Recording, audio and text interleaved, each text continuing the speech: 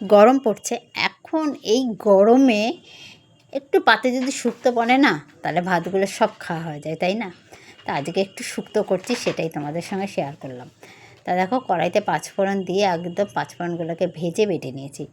এবার কড়াইতে তেল দিয়ে কিছু বড়ি বেশ লাল লাল করে ভেজে নিয়েছি। দেখো, এবার বড়িগুলো তুলে নিয়ে আমি উচ্ছে কেটে রেখেছিলাম, সেই উচ্ছেটা ভেজে নিয়েছি। কারণ উচ্ছেটাকে না ভাজলে তো তোমরা সবাই জানো শুক্তোটা তিতকুটে হয়ে যাবে, ভালো লাগবে না।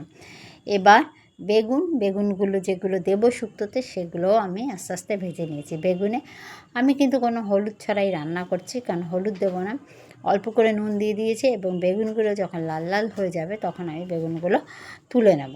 ব্যাস, দেখো আমার প্রায় বেগুনগুলো ভাজা হয়ে গেছে। এই দেখো, লাল লাল একদম হয়ে গেছে, বেগুন তুলে নিলাম।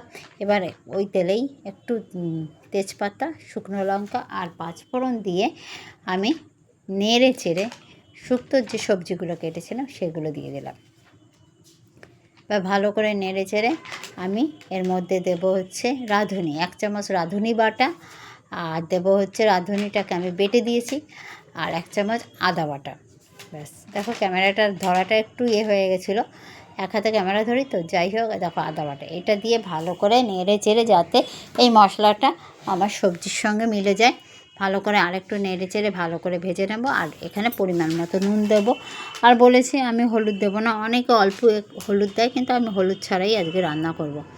যাই হোক, দেখতে কত ভালো লাগছে দেখো। আর আমি এর মধ্যে কি দিয়েছি জানো, বলছি দাঁড়াও তোমাদের। এবার 1 কাপ দুধ দিয়ে দিলাম আর 1 কাপ জল দিয়ে দিলাম। বেশ ভালো করে এটা এবার ফুটতে থাকবে। আর যখন এটা সিদ্ধ অনেকটাই হয়ে গেছে, যখন এটা একদম টোটালি সিদ্ধ হয়ে যাবে, তখন আমি এর মধ্যে দেব হচ্ছে ওই বেগুন ভাজাটা, উচ্ছে ভাজাটা আর বড়ি ভাজাটা নামানোর আগে, কারণ এগুলো তো একদম পুরো ভাজা হয়ে গেছে। এটা দিয়ে দেখো দিয়ে দিলাম। এবার একদম এটা দিয়ে ভালো করে নেড়ে চেড়ে মিক্সড করে নেব। নেড়ে চেড়ে দেখতে কিন্তু খুবই ভালো লাগছে, বলো? জানি না কেমন হবে খেতে। দেখো, এবার 1 চামচ না আমি ঘি দিয়ে দিলাম। ঘিটা তো দিতে হবে, আর চিনি দিয়ে দিলাম পরিমাণ মতো একটু। আর এবার আমার একদম শুক্তোটা রেডি হয়ে গেছে। এবার দেবো হচ্ছে ওই পাঁচফোড়ন বাটাটা, ভাজা পাঁচফোড়ন বাটা। দেখো দিয়ে দিয়েছি ভাজা পাঁচফোড়ন বাটা। একদম আমার শুক্তো রেডি। গন্ধ যা বেরিয়েছে না, দারুণ গন্ধ বেরিয়েছে, জানো তো? পুরো বিয়েবাড়িতে যেমন শুক্তো হয় সেরকম দারুণ গন্ধ বেরিয়েছে। কে কে এই শুক্তো ভালোবাসো বলো?